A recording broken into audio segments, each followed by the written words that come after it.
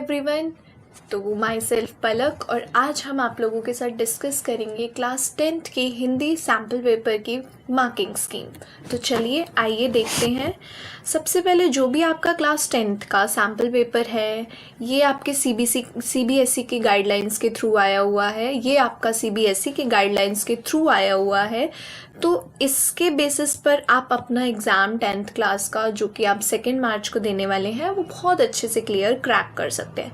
तो सबसे पहले हम देखते हैं कि उसको कैसे कैसे हमने पोर्शन में डिवाइड करके उसकी प्रिपरेशन करनी है। Okay, so first of all we have course a. हमारे पास कोर्स ए है हिंदी का एंड टोटल इसका जो मार्क्स है एज यू नो 80 मार्क्स का आप लोगों का ये पेपर रहेगा। एंड इसके अंदर आपके पास 4 पोर्शंस हैं, आप इनको 4 खंड भी कह सकते हैं। फर्स्ट खंड आपका क है, ख है, ग है एंड घ है। ठीक है, फर्स्ट जो खंड है इट कैरीज 14 मार्क्स। जो आपका फर्स्ट खंड है वो आपका 14 मार्क्स का है and it considers only 2 questions. तो वो भी आपके अपठित गद्यांश और अपठित पद्यांश के होते हैं। तो आप बहुत अच्छे से इसको मैनेज कर सकते हो। इसमें बहुत मतलब ऐसा कह सकते हैं कि इसी में मार्क्स आपके आ गए ना, तो आगे इसमें तो बहुत scoring portion we can say. तो फर्स्ट क्वेश्चन हो गया आपका अपठित बोध, जो कि आपका एक गद्यांश जो कि आपका एक गद्यांश आएगा जिसे आपने पढ़ के जस्ट उसके आंसर्स लिखने हैं। बहुत ईजी है, इसके लिए मैं एक अलग से वीडियो बनाऊंगी पार्ट्स वाइज ताकि आपको ईजी टू एक्सेस हो सके। तो जो आपकी ये फर्स्ट खंड क है उसके अंदर एक छोटा सा गद्यांश आपको दे रखा है। उसमें आपके पास टोटल 4 क्वेश्चंस हैं जो आप लोगों से पूछे हुए हैं एंड उसके बाद हमारे पास एक सेकंड क्वेश्चन है जो कि 7 मार्क्स का है और वो एक आपका काव्यांश है। गद्यांश और काव्यांश में बहुत इजी डिफरेंस है कि गद्यांश जो होता है वो एक स्टोरी है, राइट। कोई जैसे कोई बड़ी सी स्टोरी में से एक लिया गया पोर्शन है जो पैरा फॉर्म में है। लेकिन काव्यांश क्या होते हैं? काव्यांश होते हैं वो एक पॉम में से लिया गया है, मतलब एक कविता का एक पोर्शन उठाया, वहाँ से उसकी पंक्तियाँ ली गई हैं। तो पंक्ति थोड़ा सा ये टफ आ सकता है क्योंकि इसके मीनिंग कुछ और होते हैं और आपके सामने ये रिप्रेजेंट कुछ और करते हैं। ठीक है, तो लाइकवाइज बट इतना स्टिल नहीं मुश्किल आने वाला आप लोगों के लिए। क्लास 10th का इस बार हिंदी का एग्ज़ाम बहुत ज़्यादा इजी आने वाला है। हाँ, बट थोड़ा सा लेंथी हो सकता है। आप लोग थोड़ा लेंथ और अपने टाइम मैनेजमेंट का ध्यान रखेंगे तो आप कर सकते हैं। तो सबसे पहले आप लोगों के पास फर्स्ट क्वेश्चन हो गया हमारा गद्यांश का। सेकंड क्वेश्चन है हमारे पास काव्यांश। उसको रीड आउट करने के बाद हमारे पास उसके क्वेश्चंस हैं, उसके पार्ट्स हैं। ये टोटल 7 मार्क्स का है, ये भी हो जाएगा हमारा। नाउ सेकंड जो आपका खंड है, फर्स्ट खंड वहीं कंप्लीट हो गया, दैट कैरीज 14 मार्क्स, राइट। अब जो खंड ख है उसके अंदर सिर्फ व्याकरण पोर्शन है। व्याकरण में भी ज़्यादा आप लोगों के पास टॉपिक्स नहीं है जो आपको प्रिपेयर करने हैं, तो वहाँ भी आप स्कोर कर सकते हो। तो खंड ख में आप व्यवहारिक व्याकरण इसे बोलिए। जो व्यवहारिक व्याकरण होती है ना उसके अंदर आपको दिया गया है टोटल ये 16 मार्क्स कैरी करेगी एंड 4 मार्क्स के तो इसमें रचना के आधार पर वाक्य भेद हैं। जो वाक्य के भेद होते हैं ना वो आपके 2 टाइप्स में होते हैं। एक होता है रचना के आधार पर, एक होता है आपका अर्थ के आधार पर। अर्थ के आधार पर आप लोगों के सिलेबस में नहीं है तो आप लोग उससे दूर रह सकते हैं, there is no problem about that. तो आप लोग रचना के आधार पर जब आएंगे तो वहाँ पर सिर्फ और सिर्फ 3 टाइप्स के होते हैं, सरल, मिश्र और आपका संयुक्त। बहुत ज़्यादा ईजी। अर्थ के आधार पर तो उसके पार्ट्स भी टोटल 8 होते हैं। ठीक है, वो अभी हमने नहीं जाना वहाँ पर। अभी रचना के आधार पर है 3 हैं। थोड़े से लेवल जो है 6, 7, 8 से थोड़ा अपग्रेडेड रहता है, आई एग्री, बट स्टिल रचना के आधार पर वाक्य 3 ही पार्ट्स हैं, सरल, संयुक्त, मिश्र। इसको अच्छे से प्रिपेयर कर लो, 4 मार्क्स कहीं नहीं गए आप लोगों के। बहुत स्कोरिंग क्वेश्चन है ये। फिर आता है हमारे पास एक आए हैं वाच्य, जिसे इंग्लिश में एक्टिव एंड पैसिव वॉइसेस भी कहते हैं। वैसे इंग्लिश में तो एक्टिव एंड पैसिव ही होते हैं, बट हाँ इसमें हिंदी में वाच्य बोलकर हम उसके 3 टाइप्स कर देते हैं, कर्तरी, कर्म एंड भाववाच्य। तो उसको भी कन्वर्जन के लिए मैं आप लोगों के साथ वीडियो लाऊंगी, उसमें आप देख सकते हैं। वाच्य भी बहुत ईजी टॉपिक है, थोड़ा सा टफनेस इसमें भाववाच्य में आ जाती है, सकता सकते में, वो भी मैं आप लोगों को क्लियर करती चलूँगी। फिर आपका 4 मार्क्स का एक और क्वेश्चन है, दैट इज़ ऑफ पद परिचय। पद परिचय क्या होते हैं? पद परिचय के लिए भी मैं प्रॉपर एक वीडियो लाऊंगी, बहुत ज़्यादा इजी टॉपिक है, इसमें भी कुछ नहीं है। तो पद परिचय भी आपके 4 मार्क्स के हो गए। एंड फिर आता है आपका अलंकार। इसके लिए तो आप मैं क्या बता सकती हूँ, ये स्कोरिंग तो नहीं कह सकते, बट स्टिल आपके जो भी आपकी जो NCERT है हिंदी की, उसके हर चैप्टर में जो जो आपको लगता है कि इसके अंदर ये वाला अलंकार है, इसके अंदर ये, वो चैप्टर को पढ़ते टाइम, पार्ट को पढ़ते टाइम आप उसमें से अलग कर लो क्वेश्चंस को, ठीक है। तो अलंकार भी आपके 4 मार्क्स की होगी, तो 4 4s आर 16 मार्क्स में आपके 4 टॉपिक कवर हुए हैं। एक का नाम था आपका रचना के आधार पर वाक्य भेद, जो कि आपके सरल, संयुक्त और मिश्र हो गए। दूसरा आपका टॉपिक था वाच्य, वो भी बहुत स्कोरिंग था, उसमें 3 थे आपके पास, कर्तृवाच्य, कर्मवाच्य, भाववाच्य, ठीक है। नेक्स्ट आपका आया एक पद परिचय, उसमें जैसे इंग्लिश में पार्ट्स ऑफ स्पीच पढ़ते हैं आप लोग, टोटल 8 होते हैं, वही है और कुछ नहीं, उसमें विकारी अविकारी शब्द को मिला के ही इंग्लिश में पार्ट्स ऑफ स्पीच बोल देते हैं, वेरी इजी। तो अब पद परिचय के लिए जिसे हम फर्स्ट स्टैंडर्ड से पढ़ते नहीं आ रहे, संज्ञा क्या है, सर्वनाम क्या है, विशेषण क्या है, क्रिया विशेषण क्या है, ठीक है, और समुच्चय बोधक जिसे इंग्लिश में आप कंजंक्शंस कहते हो, वो वाले वर्ड्स है, उसके लिए भी एक प्रॉपर वीडियो आनी चाहिए, चाहे 5 मिनट्स की हो, चाहे 6-7 मिनट्स की हो, वो आप लोग के साथ हम शेयर करेंगे। उससे आपको ऐसा हो जाएगा कि बिल्कुल ये टॉपिक तो बहुत ईजी है मैम। नेक्स्ट हमारे पास आया last but not the least खंड ख का, दैट इज़ ऑफ अलंकार। अलंकार जो होते हैं हम लोगों के, अलंकार थोड़ा सा ऐसे कह सकते हैं कि हाँ, इसके लिए ऐसा हो गया ना, जैसे मुहावरे रटने पड़ते हैं, समझने वाली चीज़ें भी हैं इसमें, बट जो हमारी CBSE दे रही है ना, वो जो लास्ट ईयर के क्वेश्चंस है ना अलंकार के, वो रिपीट होते हैं। तो आप लास्ट ईयर के जो सैम्पल पेपर या क्वेश्चन पेपर आप लोगों को मिलते हैं, तो वहाँ से अलंकार करके चले जाओ। पद परिचय और ये रचना के आधार पर वाक्य भेद, इन सब को करने की वहाँ से नीड नहीं है, क्योंकि वो क्वेश्चन चेंज होते हैं।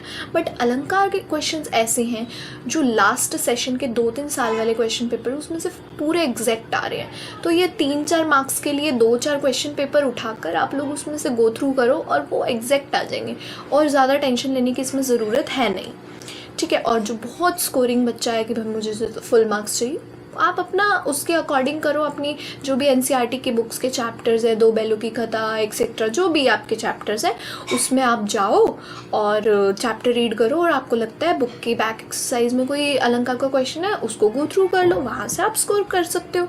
अब हमारे पास खंड का ख़त्म हो गया, अब हमारे पास आया थर्ड पार्ट, दैट इज़ खंड ग, और वो हमारा पूरा लिटरेचर बुक है, ठीक है। कोर्स ए की मैं बात कर रही हूँ, कोर्स ए की, जो कि हमारे गवर्नमेंट स्कूल्स और बाकी बहुत सारे प्राइवेट सेक्टर के स्कूल्स भी इसको अलाउ करते हैं कोर्स ए को, बट स्टिल यहाँ पर कोर्स ए के लिए आपकी लिटरेचर है खंड ग की, and it carries 30 marks, right. 30 marks के अंदर भी हमारे पास कुछ कुछ पठित गद्यांश, देखो अपठित होता है जो आपने कभी नहीं पढ़ा, और पठित होते हैं जो आपकी बुक में से, जो आपकी लिटरेचर MCB जो चल रही होती है, बुक चल रही होती है NCERT, तो उन्हीं में से आ जाता है, कोई भी चैप्टर का कोई भी पार्ट उठ कर आ गया। तो यहाँ पर हमें बाल गोविंद भगत वाला जो चैप्टर है उसमें से आया हुआ है ये क्वेश्चन।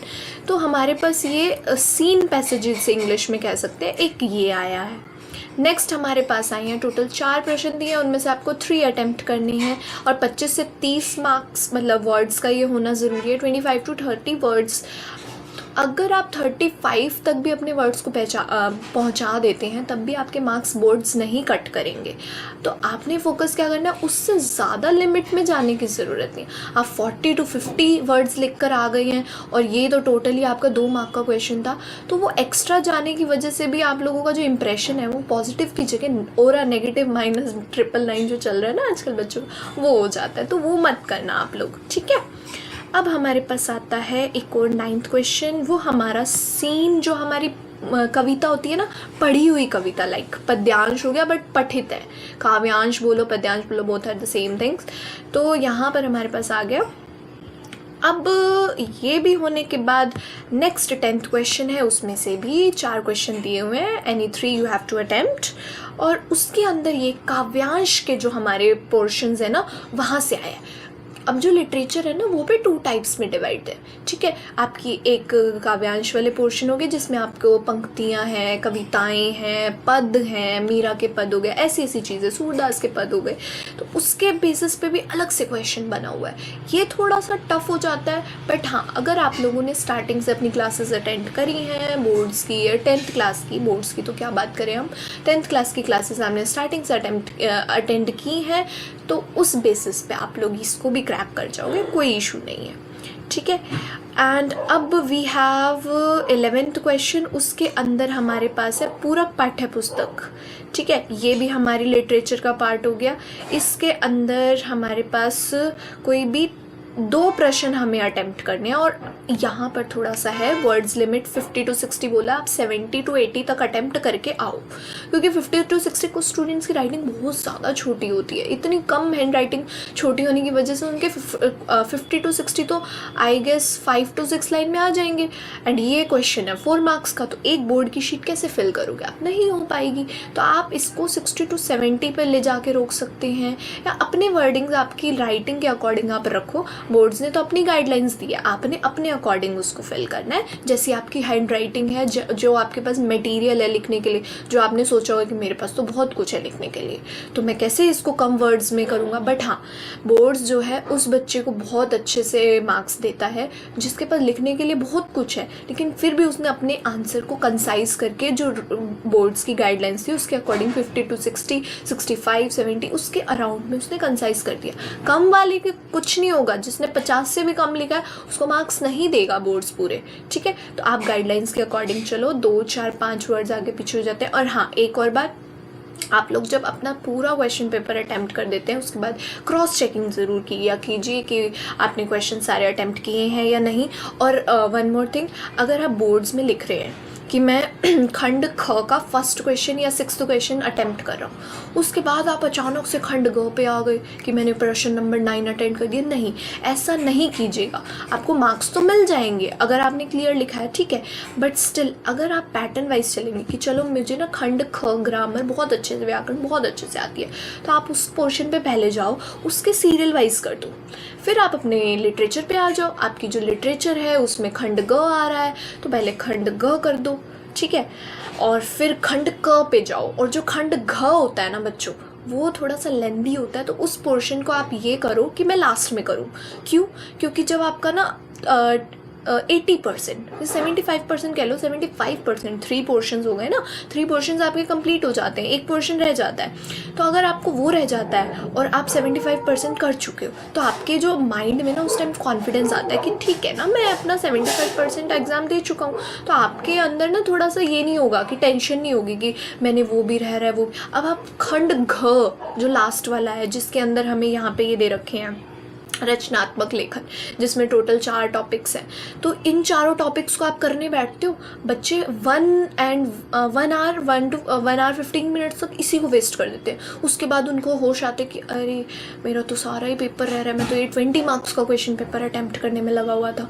तो वहाँ कॉन्फिडेंस बहुत ज़्यादा नेगेटिव चला जाता है। तो आप क्या करो, पहले खंड ख कर लो, ग्रामर आती है तो, वैसे आप क ख ग घ भी कर सकते हो, वो दिया ही उन्होंने इस अकॉर्डिंग है, बट स्टिल खंड घ को, ठीक है, घना वाला घ को अवॉइड करो कि उसको ही फर्स्ट में अटेम्प्ट कर रहे हो आप लोग, ठीक है। बाकी आप लोग अपने अकॉर्डिंग ही करोगे, बट एज अ टीचर हमें आपको सजेस्ट करना चाहिए कि खंड घ को पहले ना करके ग करना है, या ख खरगोश वाला करना है, या क कबूतर वाला करना है, ये आपके ऊपर डिपेंड करता है। बट स्टिल खंड घ उन्होंने दिया भी इस अकॉर्डिंग है, और आप लोग लास्ट में करोगे तो ही आपको बहुत ज़्यादा प्रॉफिट या कॉन्फिडेंस उस टाइम पे फील होगा, और उस टाइम आप नेगेटिव नहीं जाओगे कि मेरा क्वेश्चन पेपर रह रहा है, क्योंकि हमारा जो माइंड है ना वही है सब कुछ।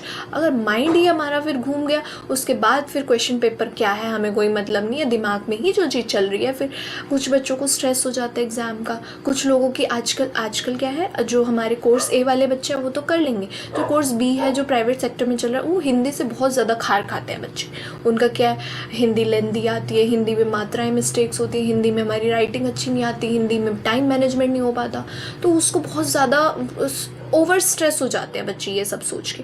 तो अगर आप एक मैनेजमेंट बनाओगे कि इस टाइम पे, इतने टाइम पे मैं इतने क्वेश्चन करूँगा, ये वाला पोर्शन करूँगा, ये वाला पोर्शन करूँगा, सब सेटल डाउन है। आपके पास टोटल 3 घंटे हैं, आप अपने मैनेजमेंट देखिए, खंड क को कितना वक्त देना है, खंड ख को कितना देना है। ख इज़ ग्रामर है जस्ट, तो आप लोग उसको थोड़ा कम टाइम भी दे सकते हैं, क्योंकि टोटल 4 ही टॉपिक्स हैं आप लोगों के पास, टोटल 15 से 20 मिनट भी उसको दिया, वो अच्छे से ख़त्म हो गया, तो आपके पास 16 मार्क्स तो स्टिल है ना। ना, 16 मार्क्स पे आप ऐसा वर्क करके आए हो कि फुल आएंगे उसमें, तो बाकी ऐसा काम करो जितना अटेम्प्ट किया है हमने। वैसे तो कहते हैं कि आपने अटेम्प्ट तो सारे ही क्वेश्चन करने हैं बोर्ड में, कोई भी ऐसा नहीं होना चाहिए जो आपने क्वेश्चन अटेम्प्ट ही ना किया हो, क्योंकि आपको कई बार ऐसे क्वेश्चन आ जाते हैं जो CBSE की तरफ से गलत या फिर थोड़े हार्ड या आउट ऑफ सिलेबस होते हैं, तो उसमें हमें मार्किंग के लिए बहुत रिलायबिलिटी हो जाती है कि ठीक है टीचर्स ने हमें ऐसे ही मार्क्स दे दिए। तो उसके लिए आपका अटेम्प्ट करता हुआ जो क्वेश्चन है, चाहे उसमें कुछ भी लिखा हो, चाहे वो ब्लैंक हो, ब्लैंक मैं नहीं एडवाइस करूँगी कि ब्लैंक लिख कर आओ, बट स्टिल उसमें जो आता है उस चीज़ से रिलेटेड जो क्वेश्चन पूछा, कुछ ना कुछ उसको ज़रूर फिलअप करके आओ, ठीक है। बिल्कुल ब्लैंक या फिर उसको क्वेश्चन नंबर पुट ही नहीं किया आपने, ऐसा नहीं करना है। अब हम आते हैं खंड घ पर। 20 मार्क्स का है, राइटिंग सेक्शन है, टोटल 4 टॉपिक्स हैं इसके अंदर। पहला है अनुच्छेद। इसमें थोड़ा आपको कम से कम बोर्ड की शीट के अकॉर्डिंग 2 पेज से लेकर 2.5 पेज तक एटलीस्ट लिखा होना चाहिए। एटलीस्ट मैं कह रही हूँ, ज़्यादा भी मेरे ख्याल ज़्यादा हो जाएगा, आप ज़्यादा मत लिखें। 1.5 से 2.5 पेज के बीच में अपनी लेंथ रखें, 1.5 भी इनफ है। 2 वाले बच्चे चलो बहुत बेस्ट है, चलो ठीक है। 6 मार्क्स का है तो 1.5 से 2 पेज ही रखो, 2.5 भी ज़्यादा हो जाएगा, बट किसी किसी के पास ज़्यादा मटेरियल है तो वो तब भी लिख सकता है। तो हमें 3 टॉपिक दिए हुए हैं, किसी भी एक टॉपिक पे आपने लिखना है। आपके पास चॉइसेस आएंगी, जो आपको लगता है मेरे पास जिस पे ज़्यादा मटेरियल है लिखने के लिए वो आप लिख कर आए। फिर उसके बाद उसको क्रॉस चेक करें, जो आपको वर्ड लग रहा है कि मेरा इंपॉर्टेंट है उसको पेंसिल से अंडरलाइन कर सकते हैं, क्योंकि बोर्ड्स जो हैं अब ब्लैक पेन से अंडरलाइन का वो नहीं दे रहे हैं आप लोगों को अलाउंस। अब आता है हमारे पास सेकंड जो हमारा पार्ट आएगा इसके अंदर, क्वेश्चन नंबर 13, वो आएगा पत्र के बेसिस पर। अब पत्र क्या हो गए, किसी भी उस पर समाचार पत्र के जो इंग्लिश में आप लोगों के आए थे, एडिटर को लिखना आ सकता है, और इनफॉर्मल में अगर आप जाओ तो फैमिली मेम्बर्स को लिखना आ सकता है, जिसे अनौपचारिक बोलते हो आप लोग। नेक्स्ट हमारे पास आएगा आपको स्ववृत्त तैयार करना है। व्हाट इज स्ववृत्त? That is your biodata. जो बायोडाटा का हमारा फॉर्मेट होता है उसको गो थ्रू कर लीजिए। जो भी टॉपिक आए, जो भी स्कूल में जॉब है या कहीं भी है, कैसे भी आपने अप्लाई करना है उसको, तो आपको हिंदी में भी एक बायोडाटा का बनाना आना चाहिए, वो आप फॉर्मेट गो थ्रू कर सकते हैं। अब जब इस वाले क्वेश्चन में आपके पास ऑप्शन आएगा ना, तो आपसे क्या आएगा, ईमेल और स्ववृत्त। तो मैं आप लोगों को एडवाइस करूँगी, email is far better than स्ववृत्त। थोड़ा सा ये है कि ईमेल आप लोग 7th 8th 9th से पढ़ते आ रहे हैं तो थोड़ा हेल्प हो जाएगी आप लोगों की। लास्ट क्वेश्चन आपके पास आएंगे ऑप्शन, एक विज्ञापन में एक बधाई संदेश। बधाई संदेश that is your invitation letter. Invitation letter नहीं कह सकते, इनविटेशन जो हम बना कर देते हैं, तो बधाई संदेश हो गया।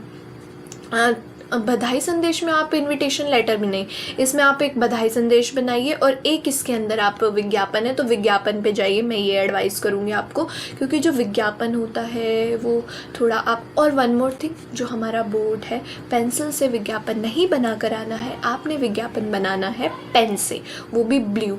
और मैं एडवाइस करूँगी ब्लू बॉल पेन आप लोग लेकर जाइए बोर्ड में, उसका यूज़ कीजिए, क्योंकि जेल पेन की थोड़ी स्पीड हिंदी में प्रॉब्लम कर जाती है, but it's up to you, जैसा कि मैंने पहले भी कहा। अब ये था आपके पास पूरा क्वेश्चन पेपर जो मैंने डिस्कस कर दिया है।